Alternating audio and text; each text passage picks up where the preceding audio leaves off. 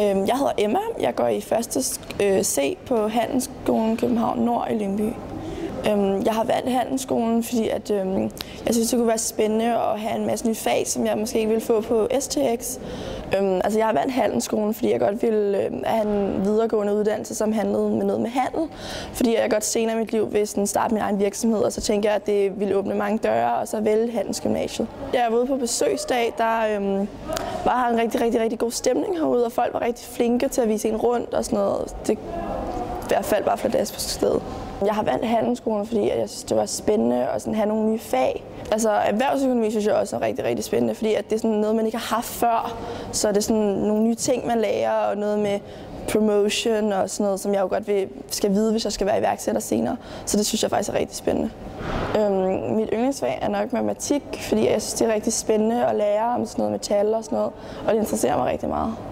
Det bedste ved at gå her, det er nok, at man har mødt en masse nye mennesker sådan fra min klasse, men også fra andre klasser, sådan, så man ligesom får nogle nye vennekreds. Vi har lige været på studietur til Berlin, og det var en rigtig god tur, og jeg synes, det er noget, alle førsteårsklasser skal kunne få lov til, fordi at man ligesom får rystet klassen bedre sammen ved at være væk en uge i et andet land.